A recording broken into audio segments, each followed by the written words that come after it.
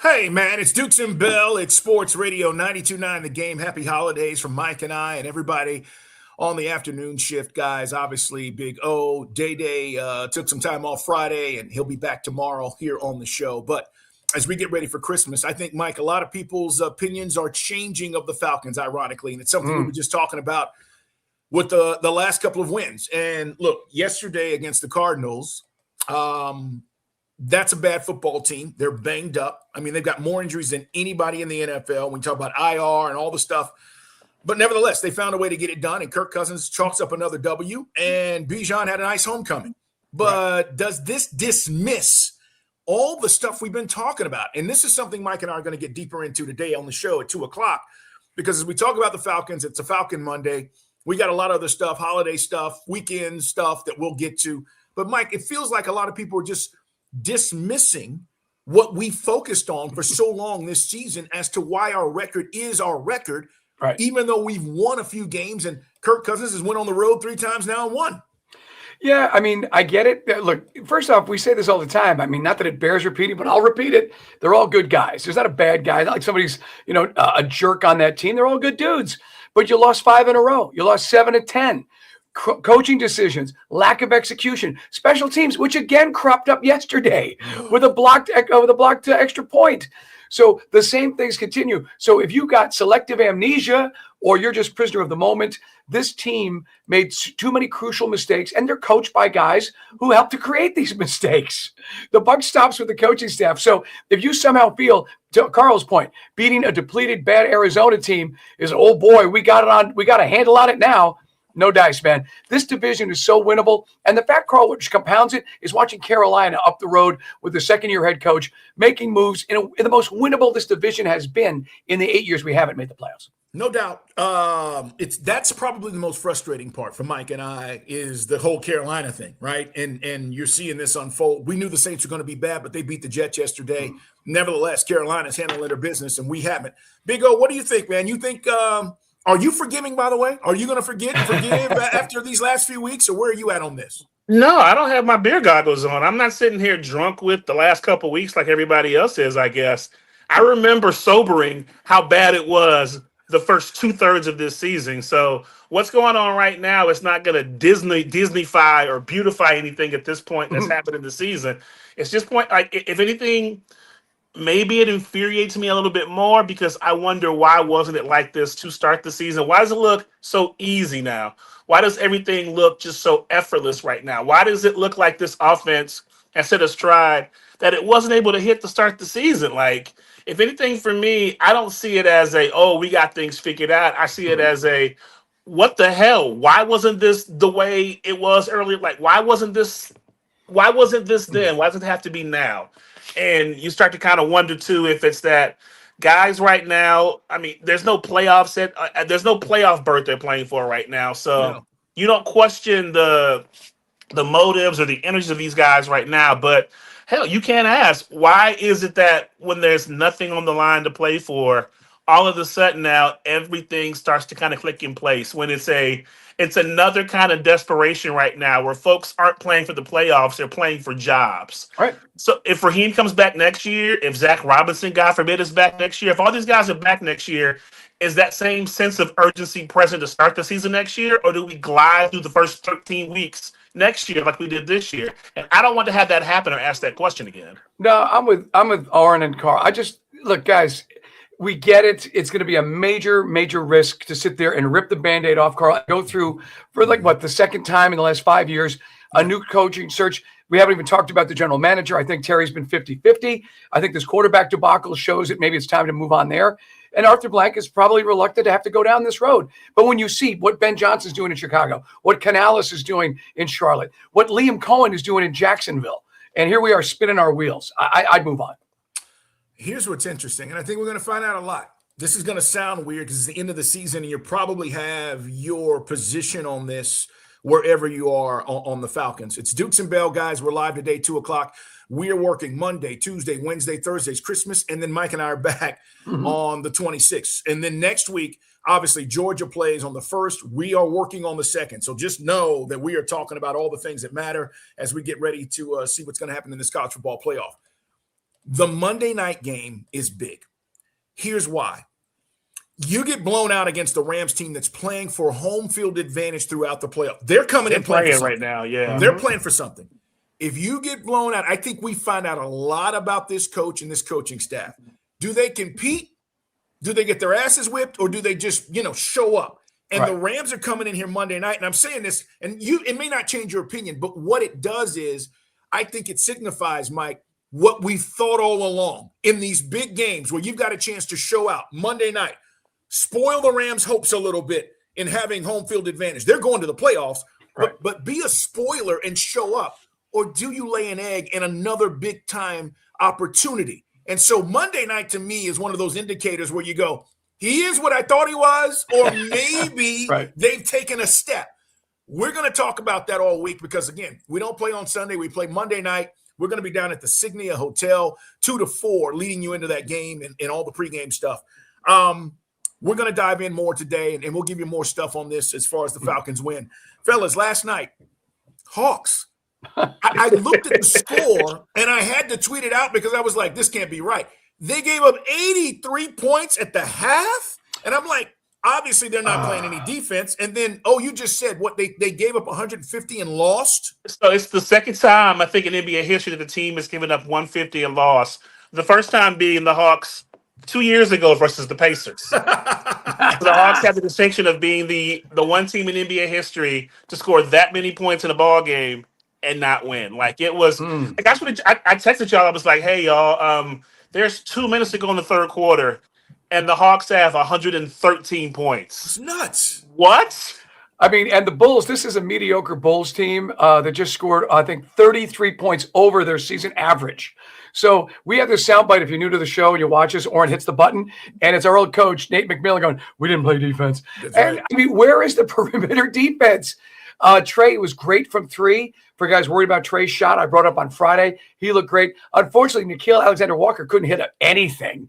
Vit Krejci was good off the bench, but we were just so inconsistent. Jalen Johnson and Trey did their job, but there's no D, man. Carl knows it starts, and it's all about the D. So, look, we got a couple of months now to get ready for, like, the big run, because let's be honest, it gears up after the All-Star break. I want to see what Quinn Snyder does to maximize this D, man. You can't play like this, Carl. No. I mean, we can have fun with it. I know it's still December, but come on. The crazy part is, though, they still had a chance late to take this game, which is even wilder. The fact that, like, you played that poor defense, but your offense kept you in it that much. Like, how is it that you're finding ways for this team is still finding ways late in ball games to be so bad defensively, but so proficient offensively to where you're never truly out of a ball game, it seems like, unless, you're playing the Spurs, you're down 30 in the fourth. But, like, you can still find a way, even in these ball games last night against the Bulls, to try to get a victory.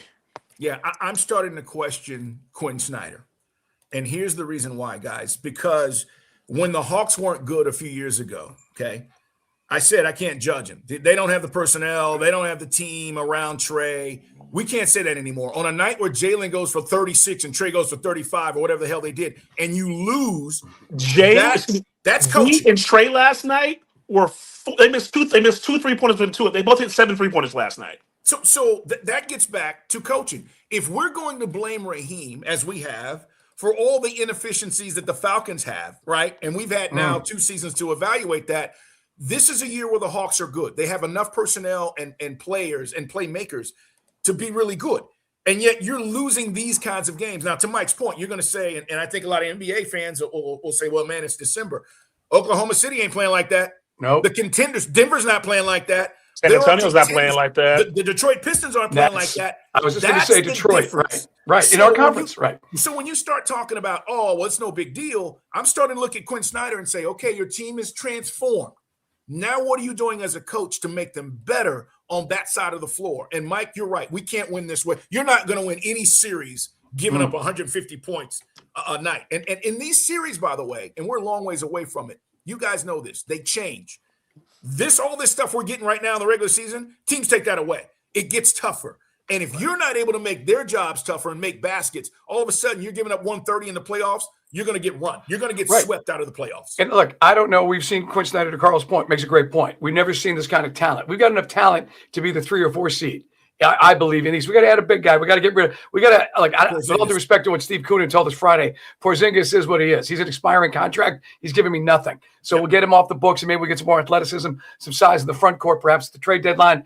But that's the only thing I think we need, other than intensity with defense. And I don't know if Quinn Snyder is like Mike McDaniel with the Dolphins, like this new jack coach. But I mean, it's time to start kicking some ass, Quinn. And we're not privy to what goes on at those practices, but it might be time to, I don't know, get in somebody's face, because now we're not doing another year of the play-in. Anseh Saleh was lauded by all the other personnel folks around the league for saying, well, the Hawks have really redoubled their efforts to put together a great team.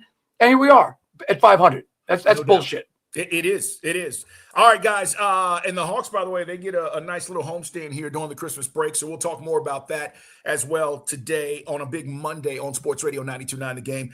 Last but not least, and I think we'll spend a lot of time on this because the Dogs in the Ole Miss game gets very interesting, guys. They look dominant. We figured they'd beat the hell out of Tulane. They did. Chambliss was great, their quarterback. But what was the surprise for you over the weekend, Mike? Was it Bama coming back? Was it Miami surviving? Which one of these games? I mean, the windy conditions, I guess, but the fact that, Texas Tech blew home field advantage.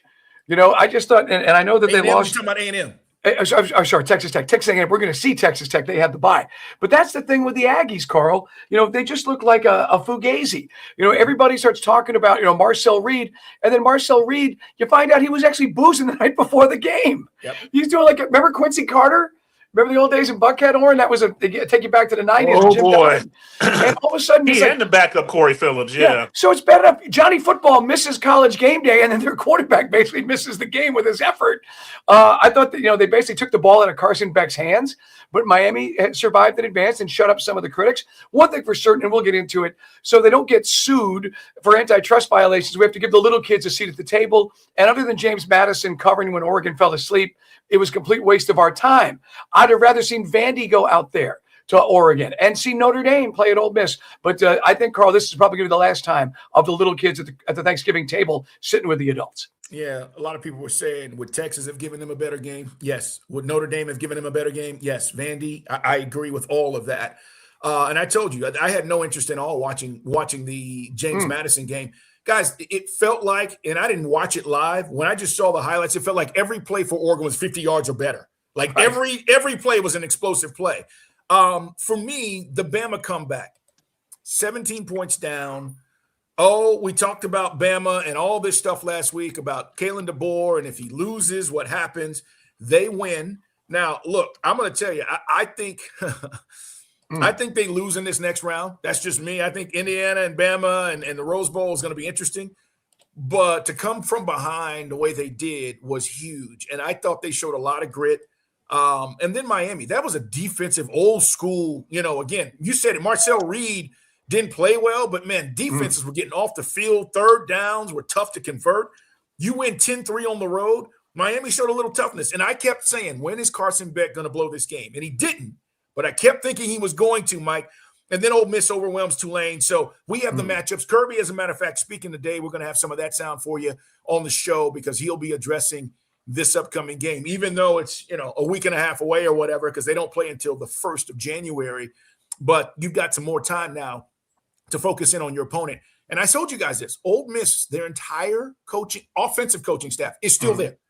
This is why I think they're going to be dangerous. And remember, I'll mention this for Dog fans who forgot. They led by 9 points going into the fourth quarter in Athens. They scored, the first 5-6 possessions in a row in that ball game. Georgia could not get them off the field to save their lives. So then we saw Glenn Schumann. This Tulane game, Mike, and say that's Ole Miss, how they're going to beat Georgia.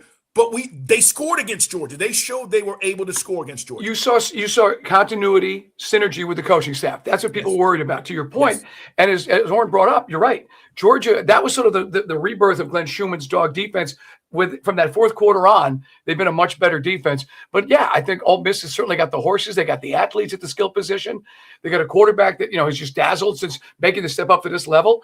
So we'll see. But I mean, the only thing that sucks is it's in New Orleans. And the Fiesta Bowl, we get from Oxford, we get an Ohio State, Georgia matchup. That's going to be out there in Arizona. Yeah. But we'll see. And we had Kalen DeBoer on the show a few months ago.